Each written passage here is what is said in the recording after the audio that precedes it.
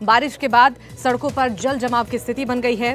आपको बता दें कि जगतपुरा अंडरपास पानी में डूब चुका है। जगतपुरा अंडरपास में 3 फीट तक पानी भरा हुआ है। दोनों ओर बैरिकेड्स लगाकर ट्रैफिक को बंद कर दिया गया है। मोती डुंगरी रोड पर भी सड़क तालाब में तब्दील हो चुके हैं और निचले इलाकों में दुकानों और घरों में पानी घुसा हुआ है। बारिश ने नगर निगम की तैयारियों की पोल खोल दी है। ये जो तस्वीर आप देख रहे हैं, ये राजधानी जयपुर की है, जहां बारिश की वजह से सड़कें भी धंस रही हैं। आप देख पा रहे होंगे इन तस्वीरों में किस तरीके से आवागमन में लोगों को भारी दिक्कतों का सामना करना पड़ रहा है। जगतपुरा अंडरपास में 3 फीट तक पानी भरा हुआ है। यहां पर बैरिकेड्स लगाए गए हैं दोनों तरफ और ट्रैफिक को बंद कर दिया गया है। बात मोती डुंगरी रोड की करें तो यहां पर भी सड़कें तालाब में तब्दील हो चुकी हैं। निचले इलाकों में दुकानों और घरों में पानी घुस चुका है। बारिश ने नगर निगम की तैयारियों की पोल खोलकर रख दी है। मानसून की बारिश से जयपुर बेहाल हो रहा है। जगतपुरा अंडरपास पानी में डूबा हुआ है और कई ऐसे इलाके जहां पर पानी भर चुके हैं। दुकानों और घरों में लोगों को काफी दिक्कतों का सामना करना पड़ रहा है।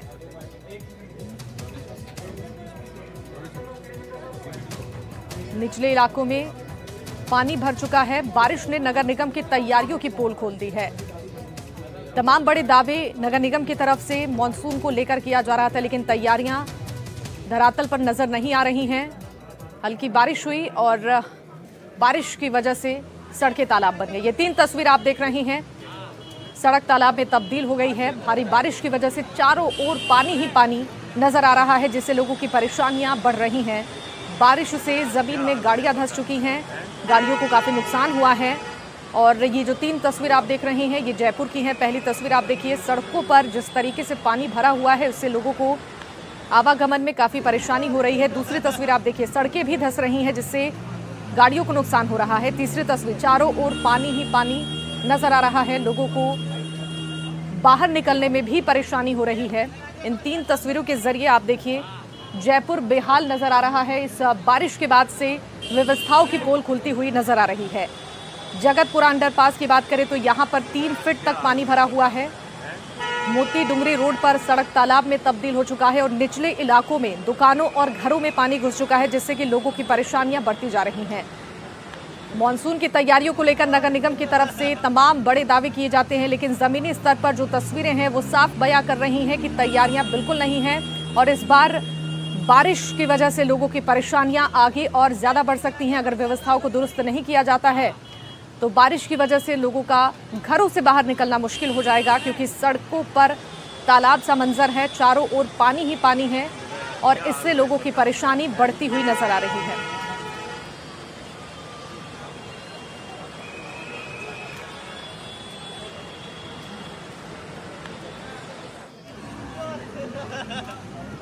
और इस पर जानकारी देने के लिए हमारे साथ 2 सहयोगी जुड़ रहे हैं। बीएल सरोज हमारे सहयोगी जुड़ चुके हैं और शाकिर हमारे साथ कोटा से जुड़ रहे हैं। सबसे पहले शाकिर का रुख करेंगे।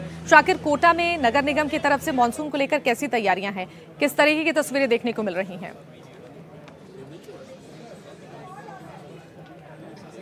देखिए, मानसून मेहरबान हो गया है और कोटा संभाग में भी लगातार बारिश का दौर शुरू है। कोटा बैराज से अभी कुछ देर पहले ही 2 गेट खोल करके 6200 क्यूसेक पानी की निकासी की गई है।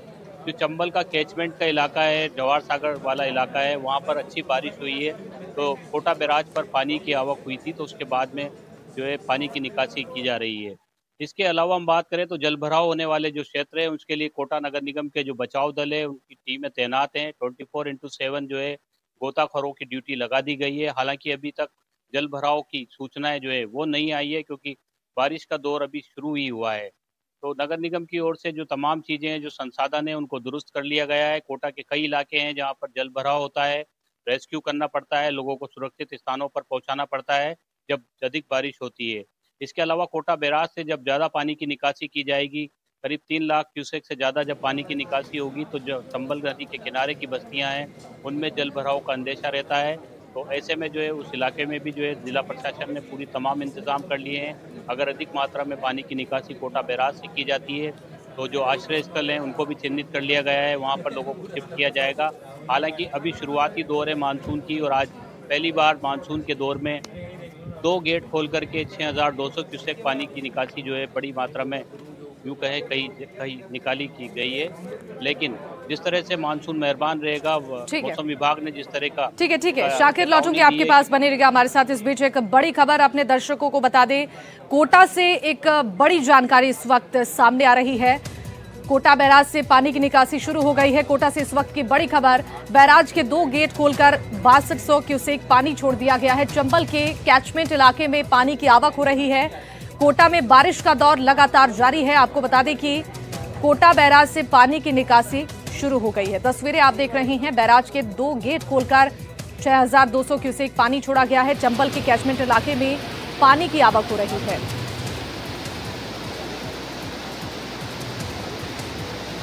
बिल्कुल, तो हमारे 2 सहयोगी बने हुए हैं। बीएल सरोज, आपके पास लौटूंगी, उससे पहले शाकिर से इस पर अपडेट लेते हैं। शाकिर, जिस तरीके की तस्वीरें सामने आ रही हैं और आपको बता दें कि इससे लोगों की परेशानियां जिस तरीके से बढ़ती नजर आ रही, फिलहाल क्या वहां पर व्यवस्थाएं की जा रही हैं ताकि लोगों को भारी बारिश की वजह से कोई दिक्कत या कोई परेशानी ना हो पाए?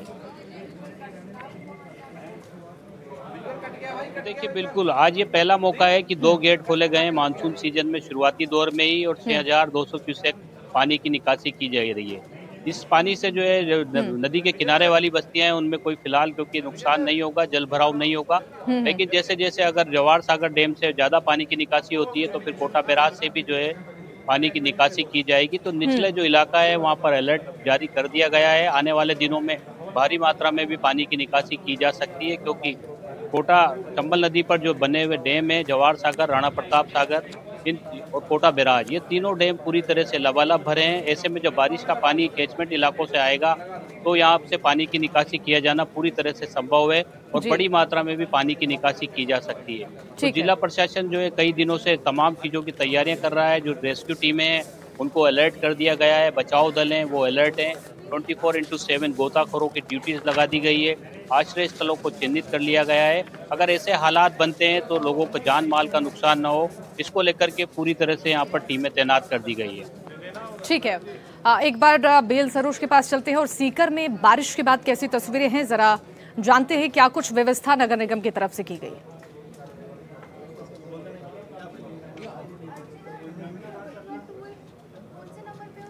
जी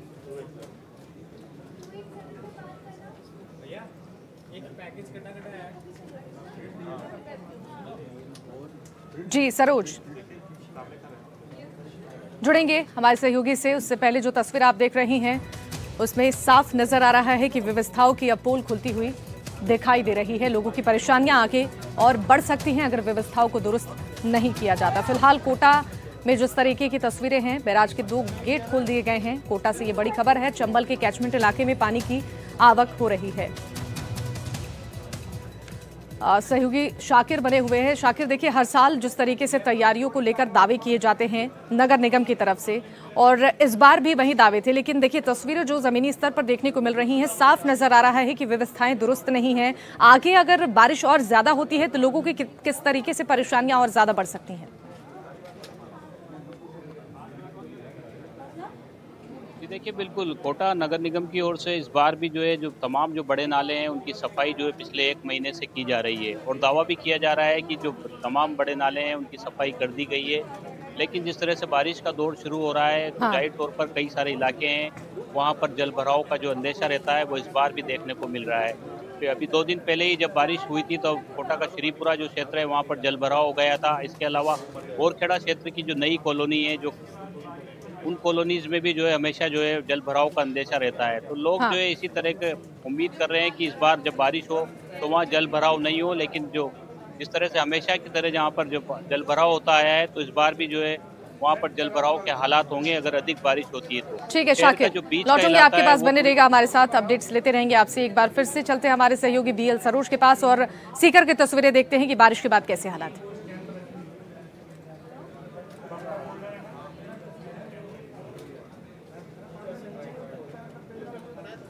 जी सरोज,